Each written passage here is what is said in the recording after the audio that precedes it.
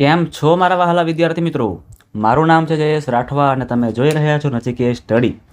આપણે મિત્રો શીખી રહ્યા છીએ ધોરણ 10 વિજ્ઞાન વિષયની અંદર બોર્ડમાં પૂછાતા મોસ્ટ આઈએમપી પ્રશ્નોની ચર્ચા આપણે આપણા વિડીયોઝમાં કરતા હોઈએ છીએ, જેમાં આપણે આ અગાઉના વિડીયોની અંદર 1 થી લઈને 4 ચેપ્ટર સુધી એટલે કેમેસ્ટ્રીના તમામ ચેપ્ટરના આપણે ટૂંકા પ્રશ્ન એટલે કે સેક્શન એના ટૂંકા પ્રશ્ન આપણે સોલ્વ કરેલા 1 માર્ક્સમાં જે પૂછાય છે એ.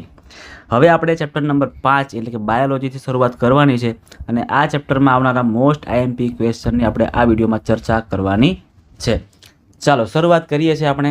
આપણો સૌથી પહેલો પ્રશ્ન વિકલ્પ સ્વરૂપે આપણને આપેલો છે કે ભાઈ મનુષ્યમાં મૂત્રપિંડ સાથે સંકળાયેલા એક તંત્રનો ભાગ ખાલી જગ્યા, એટલે કે આમાંથી મૂત્રપિંડ એ કયા તંત્રમાં તમને જોવા મળે? એકદમ મિત્રો સિમ્પલ ક્વેશ્ચન છે. પોષણ, શ્વસન, ઉત્સર્જન કે પછી પરિવહન? જોજો તમને સમજાવું તો શું આવશે આપણો આન્સર? ઉત્સર્જન. શરીરમાંથી જે કંઈ પણ કચરો છે એ બહાર કાઢવાનું જે તંત્ર આવે એને કહેવાય ઉત્સર્જન તંત્ર. શરીરમાં જે કંઈ પણ આપણે ખોરાક લઈએ છીએ એ ખોરાકમાંથી જે આપણને ઉર્જા મળે છે એ ઉર્જા આપનારું તંત્ર એટલે કે પોષણ. અને ઉર્જા આપવા માટે કયું તંત્ર કામ કરે? તો કે ભાઈ કાર્બન ડાયોક્સાઇડ અને ઓક્સિજનનું વહન કરાવવાનું કામ. કાર્બન ડાયોક્સાઇડ અને ઓક્સિજનનું વહન કરવાનું કામ કરે તંત્ર એ શ્વસન તંત્ર. અને પરિવહન તંત્ર એટલે કે આમાં કયા કયા આવશે? આમાં આવશે રુધિરાભિસરણ તંત્ર, ચેતાતંત્ર, જેમાં ઇઝીલી મિત્રો વહન થતું હોય અને પરિવહન તંત્ર કહેવામાં આવે છે. ક્લિયર છે? તમને બધા જ તંત્ર વિશે ક્લિયર થઈ ગયું હશે. ચાલો આગળનો પ્રશ્ન સોલ્વ કરીએ છીએ. ખાલી જગ્યામાં પાયરુવેટના વિઘટન થવાથી, પાયરુવેટ છે એ પ્રકારનો પદાર્થ છે એનું વિઘટન થાય છે, બરાબર ને? સૌથી પહેલાં મિત્રો ખરેખર ગ્લુકોઝ હોય, ગ્લુકોઝ હોય અને ગ્લુકોઝમાંથી પાયરુવેટ બને. પાયરુવેટનું વિઘટન થવાથી કાર્બન ડાયોક્સાઇડ, પાણી અને ઉર્જા ઉત્પન્ન થાય છે. જ્યાં આપણને ઉર્જા જોવા મળે તો ઉર્જા ક્યાં ઉત્પન્ન થાય છે? કોષમાં. કોણ ઉર્જા ઉત્પન્ન કરે છે? તો કે સાહેબ કણાપ સૂત્ર, બરાબર છે ને? કણાપ સૂત્ર જે છે એ ઉર્જા ઉત્પન્ન કરવાનું કાર્ય કરે છે. કોષનું પાવર હાઉસ છે એવું પણ આપણે ભણી ચૂક્યા છે. કોષનું આને પાવર હાઉસ કહેવામાં આવે છે, શક્તિઘર કહેવામાં આવે છે. ડન. Next question. ફેફસાના વાયુકોષ્ઠો દ્વારા ખાલી જગ્યા ક્રિયા થાય છે, બરાબર છે? વાયુકોષ્ઠો, જો અહીંયા પ્રશ્નમાં જ આન્સર છે, પ્રશ્નમાં આન્સર આપેલો છે. વાયુ એટલે તો કે ભાઈ હવા, અને વાત એટલે તો કે ભાઈ એ પણ હવા જ થાય. એટલે કે વાયુઓનું વિનિમય કરવાનું કામ એ ફેફસાના વાયુકોષ્ઠોમાં થતું હોય છે. આગળનો ક્વેશ્ચન સોલ્વ કરીએ છીએ. પાચન માર્ગનું સૌથી લાંબામાં લાંબુ અંગ કયું છે? અહીં તમને મિત્રો કન્ફ્યુઝ કરી શકે છે, એક્ઝામમાં તમને ખાસ કન્ફ્યુઝ કરી શકે છે કે ભાઈ પાચન માર્ગનું સૌથી લાંબામાં લાંબુ પૂછ્યું હોત ને તો શું આવે? નાનું આંતરડું આવે. શું આવે?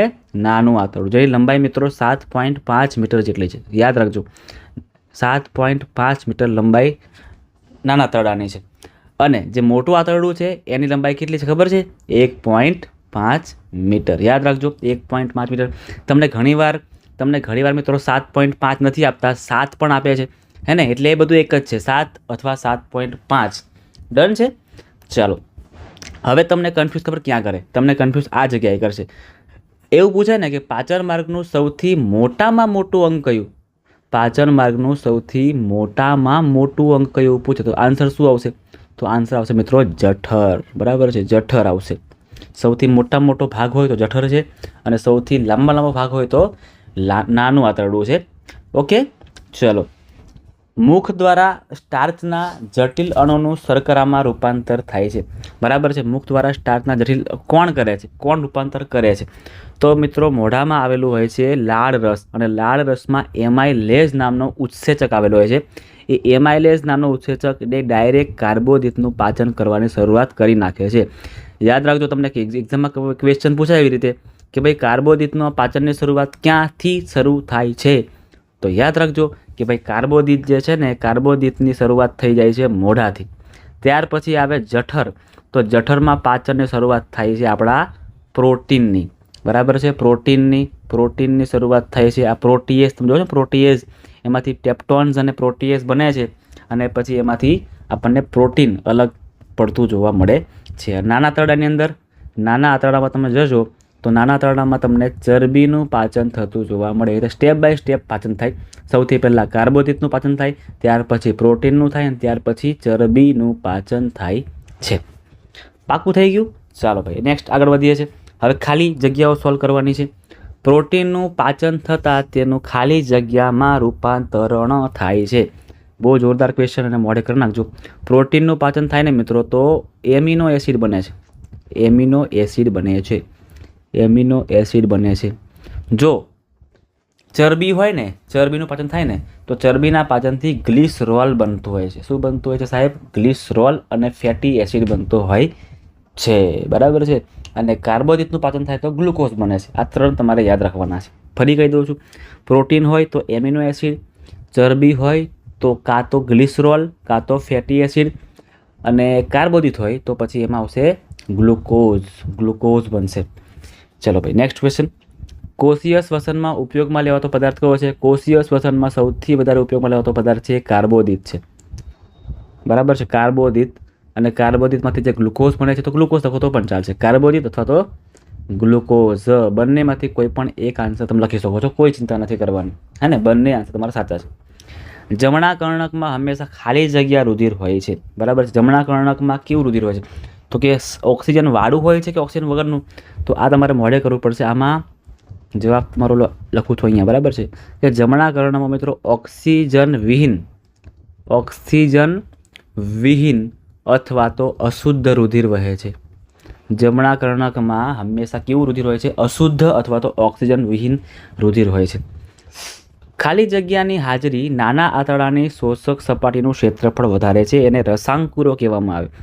બરાબર છે. રસાંકુરો હોય એ રસાંકુરોના કારણે નાના આંતરડામાં જે સપાટી છે ને, શોષણ સપાટી, એ વધી જાય છે. રસાંકુરો છે ને, આ રસાંક પૂરી કરી નાખ્યું છે. રસાંકુરો. ક્લિયર છે? ચાલો નેક્સ્ટ ક્વેશ્ચન તરફ આપણે આગળ વધ્યા છીએ. હવે અમીબામાં ખોરાકનું પાચન, અમીબા હોય તો અન્નધાની તમારે યાદ રાખવાનું છે. અમીબામાં મિત્રો અન્નધાનીમાં પાચન થતું હોય છે. જો તમને ક્વેશ્ચન પૂછી નાખે કે સાહેબ અમીબા ના હોય, સમજો એવું સમજો કે કોઈક ગાય છે, ચલો ગાય, તો ગાયમાં ખોરાકનું પાચન ક્યાં થાય છે? તો ગાયમાં યાદ રાખજો મિત્રો આમાશય. શું આવશે? આમાશય. અને મનુષ્ય હોય તો શું આવશે? જઠર.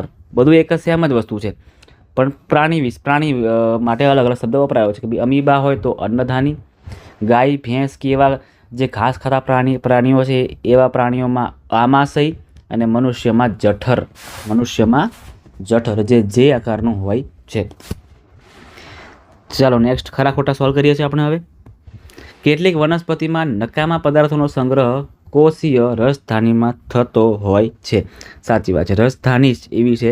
બરાબર. વનસ્પતિ કોષનો 90% ભાગ તો રસધાની જ રોકે છે. એટલે સૌથી મોટી રસધાની વનસ્પતિ કોષમાં તમને જોવા મળે છે. કારણ કે વનસ્પતિ ખોરાક વધારે બનાવે છે. વનસ્પતિ પોતાનો ખોરાક જાતે બનાવે છે ને, તો ખોરાકને સંગ્રહ શામાં કરવાનો? તો કે ખોરાકનો સંગ્રહ કરવા માટે રસધાની તો હોવી જ જોઈએ. પાછી કેવી? તો કે મોટી હોવી જોઈએ. એટલે વનસ્પતિ કોષમાં રસધાનીમાં ખોરાકનો સંગ્રહ થાય છે. નેક્સ્ટ, વાયુરંધ્ર ખુલવા અને બંધ થવાની ક્રિયાનું નિયંત્રણ હરિતકણો દ્વારા થાય છે. બરાબર છે. જો ભાઈ હરિતકણને આમાં કોઈ લેવા દેવા છે નહીં. હરિતકણને કોઈ લેવા દેવી છે જ નહીં વાયુરંધ્ર જોડે. બરાબર છે. કોણ કરે છે ખબર છે?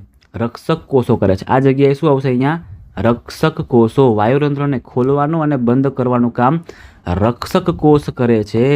રક્ષક કોષમાં મિત્રો પાણી ભરાય ને, રક્ષક કોષ જે છે ને એમાં પાણી ભરાય. જો આવી રીતે હશે, આવી રીતે આ પર્ણરંધ્ર, અને આવી રીતે અહીંયા રક્ષક કોષ તમને જોવા મળે.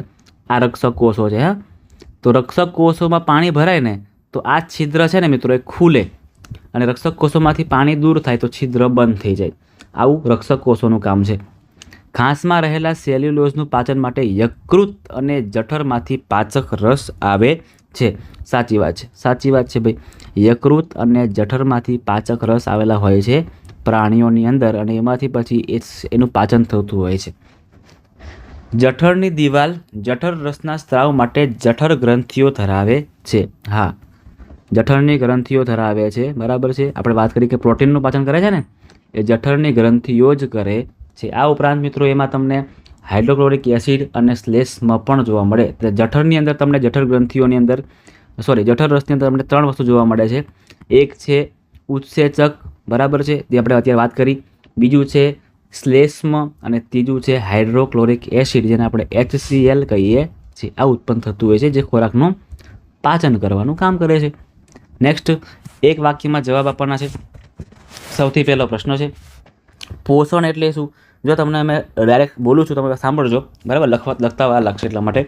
તો સૌથી પહેલાં મિત્રો પોષણ કોને કહેવાય? બરાબર, આપણે જે કંઈ પણ મિત્રો ખોરાક ખાઈએ છીએ, બરાબર, આપણે જે કંઈ પણ ખોરાક ખાઈએ છીએ, ખોરાકને આપણે શરીરમાં દાખલ કરીએ છીએ, એ ખોરાકમાંથી જે આપણને મળે છે ને, જે આપણને કાર્બોદિત મળે કે પ્રોટીન મળે કે ચરબી મળે કે જે કંઈ વિટામિન મળે, તો એ બધામાંથી આપણને જે મળે છે ને એને આપણે પોષણ થયું કહેવામાં આવે, પોષણ કહેવામાં આવે, બરાબર.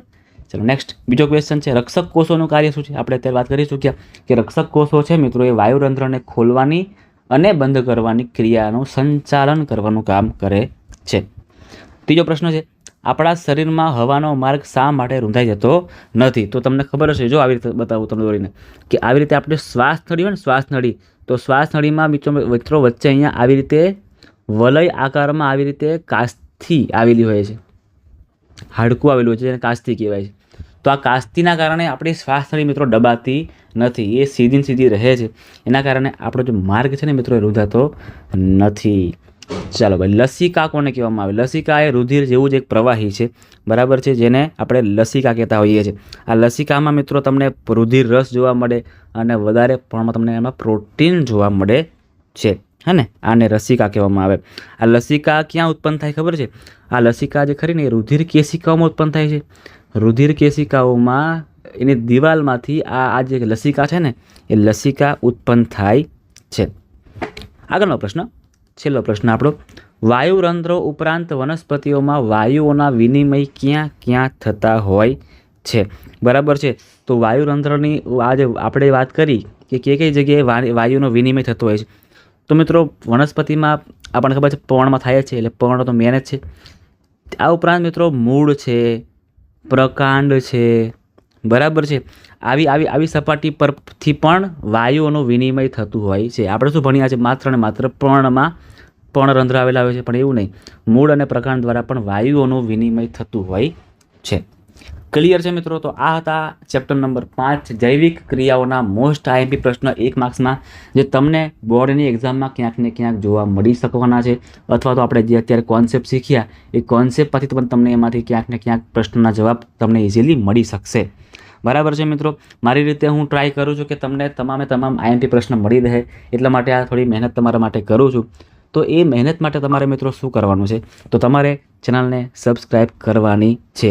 જો તમે ચેનલ પર પહેલી વાર આવ્યા છો તો ચેનલને સબસ્ક્રાઈબ કરી નાખજો. તમારા મિત્રો સુધી આ વિડીયોને શેર પણ કરજો, અને તમને આ વિડીયો કેવો લાગ્યો એ મને ખાસ મિત્રો કોમેન્ટમાં જણાવજો. વિડીયોને લાઇક પણ જરૂરથી કરજો, જેથી મિત્રો તમારા માટે વધારે સારું કામ કરવાનું મોટિવેશન અમને મળી રહે. મળીએ છીએ આપણે હવે નેક્સ્ટ ચેપ્ટર 6થા ચેપ્ટરમાં, નિયંત્રણ અને સંકલન, અને એ ચેપ્ટરમાં આવતા જે કંઈ પણ આઈએમપી પ્રશ્ન છે એની આપણે ચર્ચા કરીશું.